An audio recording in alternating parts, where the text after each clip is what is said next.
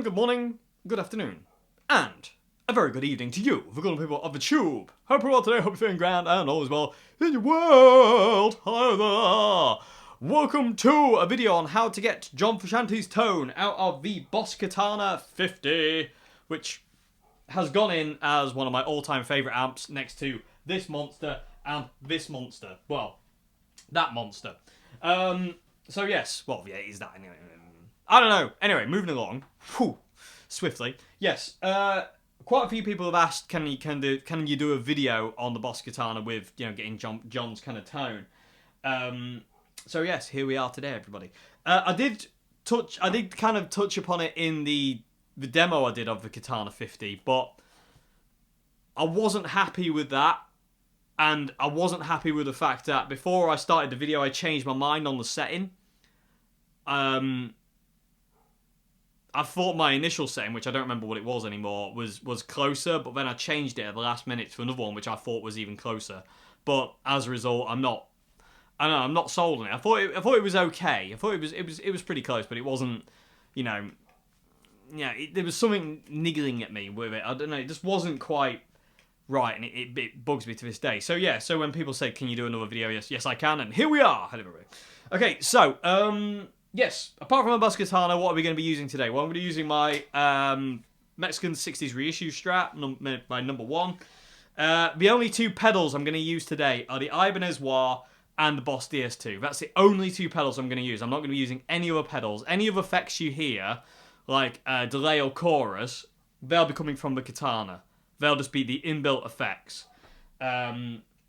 Either from the modulation or the delay side. That I won't be using any other effects other than, you know, what I've got on the floor, which is Ibanez Wah and the DS2. Kind of staples of John's kind of setup forever.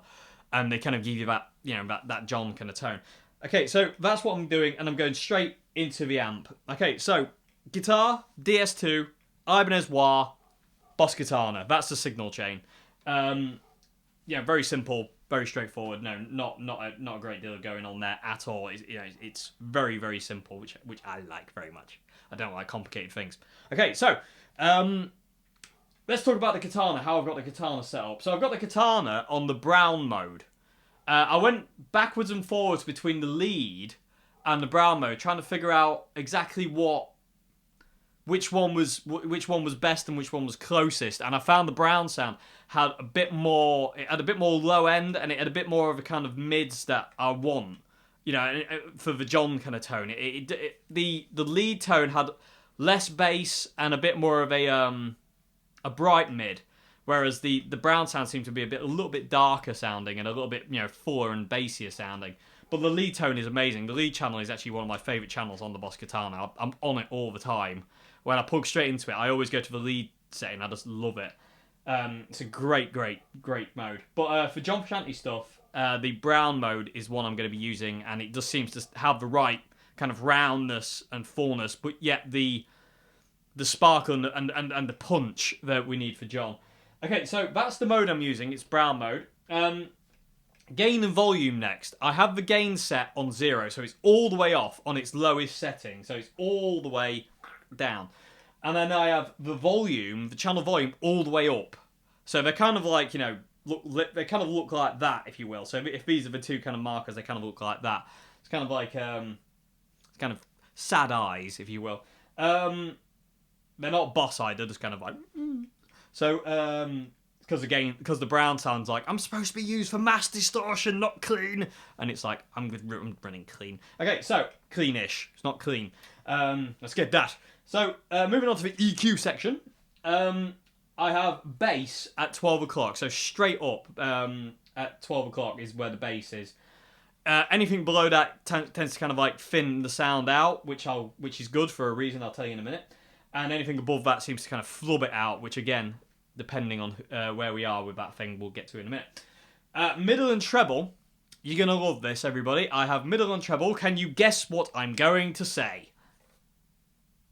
Yes, I have bass, middle and treble on 0. They're all the way turned off. They are literally flat down on nothing. So, I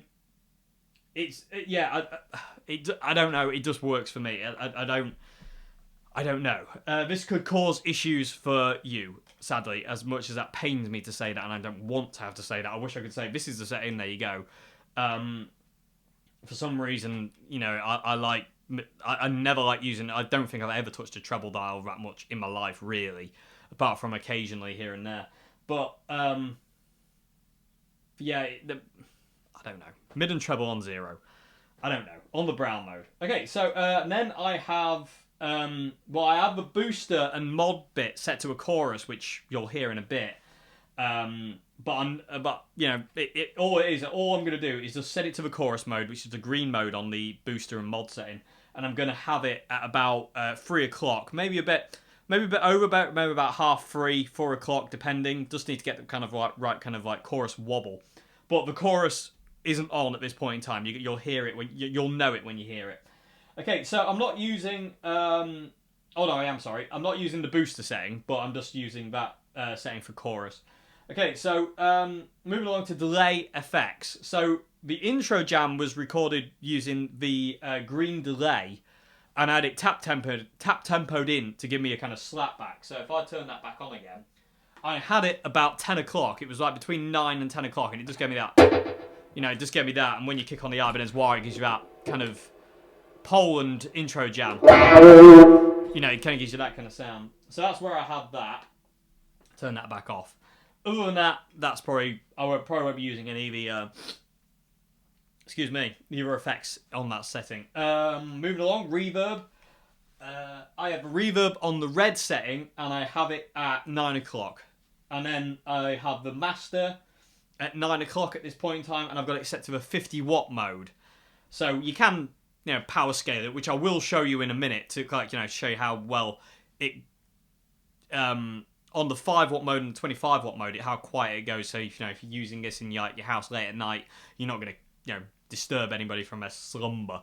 Okay, so that's it. That's how I've got it set up. So quick recap: got the amp on the brown mode. I've got gain all the way down. I've got volume all the way up. bass is at 12 o'clock. Middle and treble are all the way off on 0. Chorus modulation will be about 3 o'clock, 4 o'clock, depending. I will let you know. The delay, I had it about 9 o'clock to 10 o'clock, somewhere in there, somewhere between 9 and 10. I've got reverb on the red mode at 9 o'clock, and I have the master volume at 9 o'clock, and I've got it set on the 50 watt mode. And like I say, out of there, we're going into the Ibanez Wah, then the DS2 to my guitar. So that's the whole setup. That's what I'm going to use today. Okay, so, oh yeah, and I'm micing with the SM57, and I'm just over an inch away from the grill cloth. So I'm mic'd quite far back. So if you look at John's mics, they're not on the grill cloth most of the time. They're a little bit further back just because these amps are so loud. The amps take a punishment, so they just need to move them back a bit. But I've also seen pictures of John doing the Steve Ray Vaughan trick where there's gaffer tape over the grill cloth of his cabs in front of a microphone, so it cuts some of the high end down. So, but that's I've only seen it a couple of times. Anyway, so that's what I've got. That's the way I've got it set up. Now I need to talk about something that's very, very, very, very, very, very important when it comes down to replicating John's tone. Okay, and this is actually kind of key to John's tone. Okay, so this sound today and any other sound that I do to kind of replicate John Frusciante's tone will only ever be an approximation. You know, simply because I'm not John Frusciante.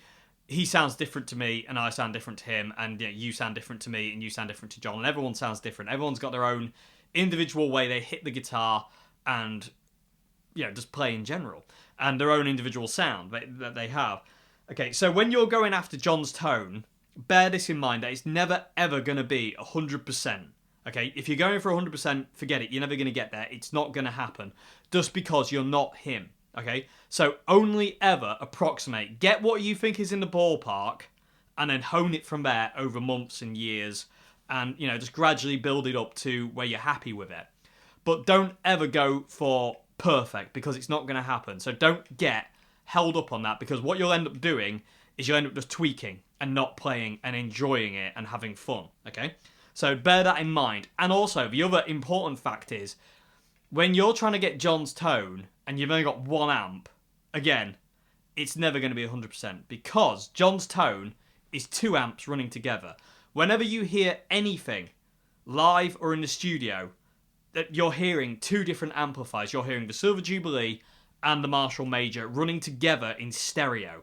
Okay, and because of that, because of the 2 natures of the amps, you're never going to get that exact sound out of 1 amp. It's just not going to happen, just because of the nature of stereo and running 2 different amplifiers. Because the Marshall Major and the Silver Jubilee are very different kind of amps in the first place. I mean, the JF Effects, when they did their question and answers with Dave Lee, John's guitar tech, he said that when John first told him that's what he wanted for his setup, Dave Lee was like, "That's not going to work."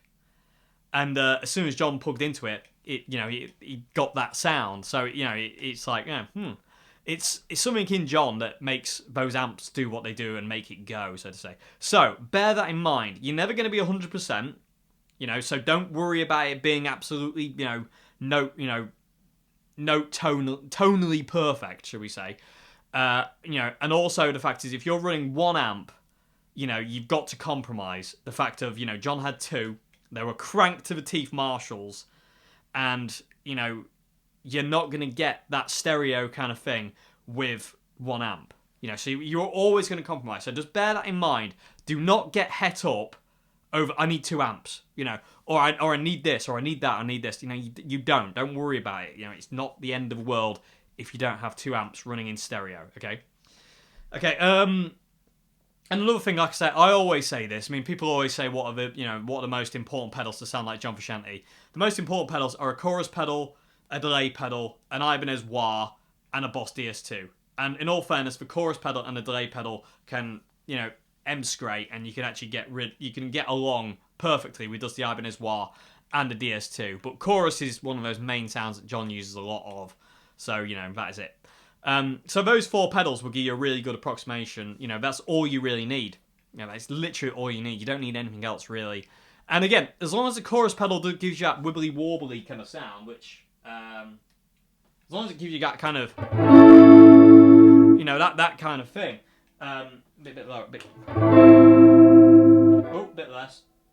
As long as it gives you that kind of thing, you're okay. You don't have to really kind of worry about is it boosting my signal? Like a lot of people say, oh, it's the CE1 with the level turned up. Yeah, maybe, but John ran his amps stupidly loud, and because of that, there's a lot of sound that's coming from that. And also there are jams and stuff where he doesn't have his CE1, and he still has that tone.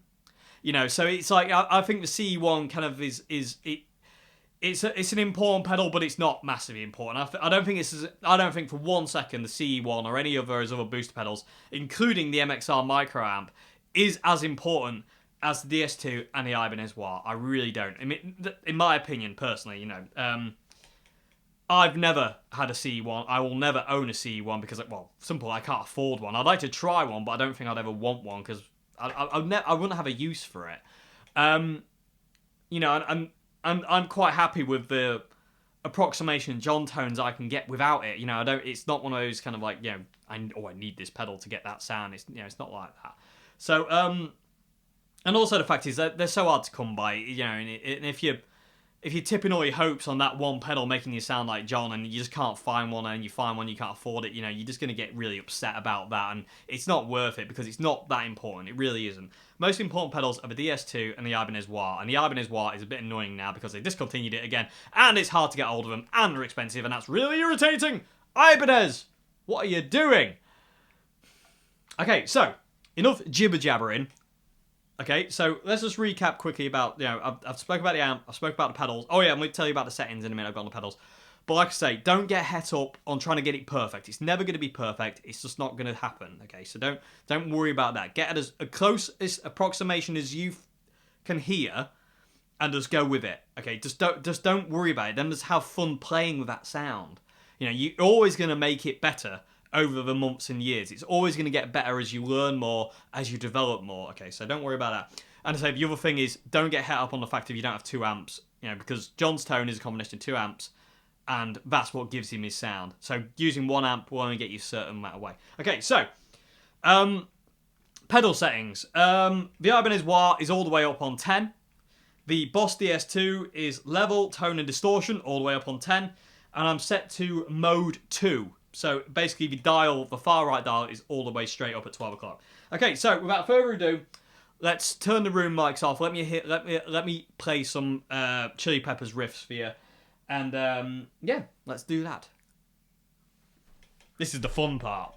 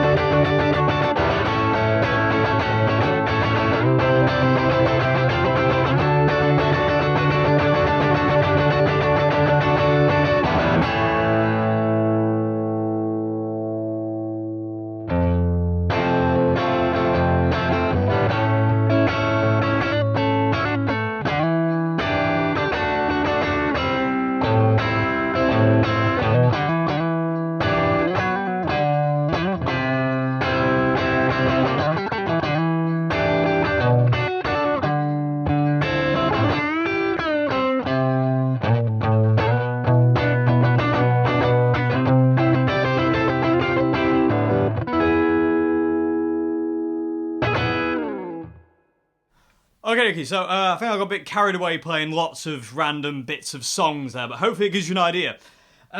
Yes, and there we go. Just to let everybody know as well, I always get asked this, like, where do I have the tones and the volume set? They're always on 10. If you see me messing with them, it's just like a nervous reaction to make sure they are all on 10. But both tones and the volume always up on 10. Okay, so, yeah, so that's it, everybody. I'll put the signal chain and the effects I'll put the signal chain, pedal settings, and the amp settings in the description box below as well, just in case. You can't understand me because I tend to jabber mouth. I'm a machine gun. It doesn't make any sense. Anyway, so yeah, let me know what you think, people of the tube. Like I say, the thing with trying to get somebody else's sound is it's because it's their sound and it's not your sound. You're only ever going to approximate. But it's great fun to do it. And you find, like, you know, your individual sound by doing it. It's great fun. So I'm still looking for mine, but I'm happy I'm happy trying to emulate that man there, that man there, that man there, and that man there. So makes me very happy. So yeah, and also I get to kind of try and be John Frusciante for however long it is I play, which makes me very happy as well. And there's nothing wrong with that, everybody. Do it if you want. It feels great. Trust me, it's good fun. Okay, so yeah, hope you enjoyed this video, everybody, and I will see you again next week for another video.